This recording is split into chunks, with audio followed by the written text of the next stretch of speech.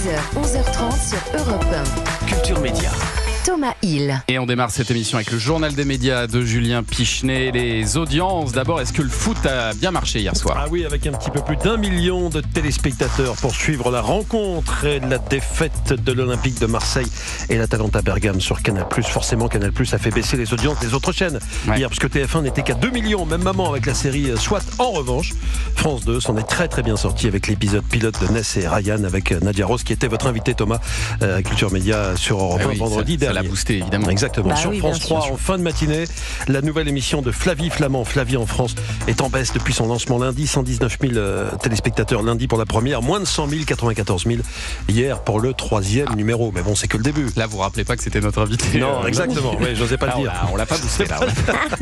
Ça marche pas. Europe 1, le journal des médias. Et puis le réseau social TikTok fait-il la promotion du suicide ? Le parquet de Paris a ouvert une enquête. 2 mois après les conclusions de cette commission parlementaire qui dénonçait le fonctionnement des algorithmes de TikTok et qui mettrait ainsi en danger, selon elle, la vie des adolescents, cette enquête a été confiée à la brigade de lutte contre la cybercriminalité de la préfecture de police de Paris.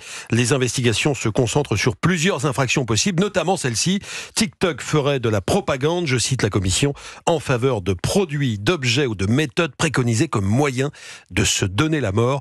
Un délit passible, selon la procureure, de 3 ans d'emprisonnement. TikTok réfute ces accusations et assure que la plateforme propose plus de 50 fonctionnalités et paramètres prédéfinis, spécialement conçus pour assurer la sécurité et le bien-être des adolescents. Oui, méfiance quand même. Et puis alors, la chaîne France O pourrait renaître sur la TNT. Eh bien oui, la chaîne dédiée aux Outre-mer qui a cessé d'émettre il y a 5 ans, en 2020, après 15 ans d'existence, mais un amendement déposé à l'Assemblée nationale par plusieurs députés a pour but de relancer cette chaîne pour les territoires ultramarins, pour que les territoires ultramarins puissent avoir une meilleure visibilité au sein du service public. C'est un amendement qui arrive à un moment où on demande à France Télévisions de faire d'énormes économies, qui contient 2 propositions fortes.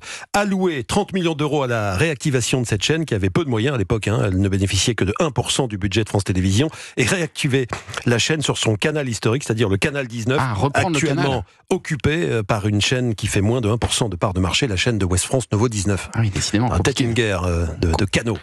Compliqué pour Nouveau 19. Et puis on passe au programme sur TF1, une saison 2 de Carpe Diem portée par Samuel Le Bihan est en préparation. On attaque le tournage en janvier, c'est ce que précise le comédien, nos confrères de Télé Loisirs. La première saison de la série, c'était au mois de mars, avait très bien marché avec un premier épisode suivi par plus de 5 millions de téléspectateurs. Bon, les audiences ont un petit peu baissé ensuite au fil des semaines, mais les 6 épisodes de Carpe Diem avaient attiré en moyenne 4,5 millions de téléspectateurs, ça reste très gros.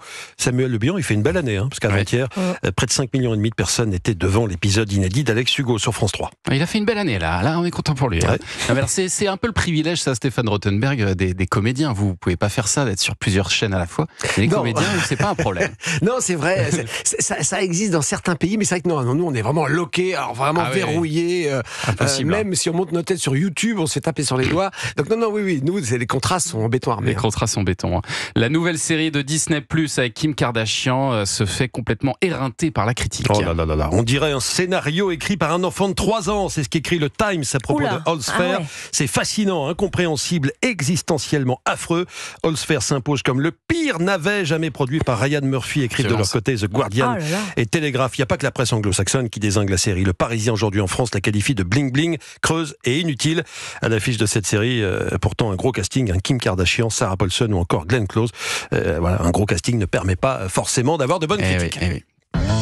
Et puis on termine avec une information concernant le cinéma. Un nouveau film, ça va vous plaire ça Stéphane, un nouveau film Fantomas est en route. Non.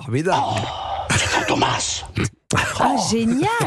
Oui, le célèbre personnage inventé au début du siècle dernier par Pierre Souvestre et Marcel Alain a été adapté dans plus de 10 films, au temps du muet déjà avec Louis Feuillade, et dans les années 60 bien sûr avec Jean Marais et De Funès, une trilogie rediffusée à la télévision. On a appris que le réalisateur Frédéric Tellier allait tourner à partir de janvier une nouvelle adaptation avec au casting Guillaume Canet et Romain Duris. Alors on ne sait pas qui jouera Fandor et qui jouera le commissaire Juve. Lina Coudry devrait compléter le casting, Louis Pérez également, qu'on a vu récemment dans dans la série Canal+, Les Sentinelles. On devrait être plus proche en fait de l'œuvre de Souvestre et Alain que de l'adaptation d'André Hunebelle avec De Funès, parce que l'histoire va se dérouler ici dans les années 1910, décennie durant laquelle a été écrit le roman, alors qu'avec De Funès, c'était contemporain, on était dans les années 60. Je précise juste qu'au début des années 2000, il y avait une nouvelle version qui avait été envisagée avec Jean Reno et José Garcia dans les rôles principaux, mais le projet a été avorté. C'était peut-être trop compliqué à mettre en place. C'est pas évident. Je crois que vous aimez beaucoup Fantomas, Stéphane. Oui, j'aime beaucoup le cinéma de ces années-là. Et c'est vrai qu'au départ, je pense qu'ils ne pensaient pas que les projecteurs allaient sur De Funès. C'était vraiment Jean Marais la vedette. De Funès a tellement... Normalement, c'est quand même Fantomas la vedette et le commissaire Juve est normalement un peu moins. Et s'ils reviennent là-dessus, je pense c'est De Funès qui a fait exploser le truc et qui a dérivé un petit peu. Mais quoi qu'il arrive, ça va être génial. A priori, ce ne sera pas une comédie, ce sera plus ça. Moi, je vois bien Romain Duris en commissaire Juve et Guillaume Canet en Fantomas. Je vois bien cette association-là. On va garder ça. Merci beaucoup, Julia, pour ce journal des médias.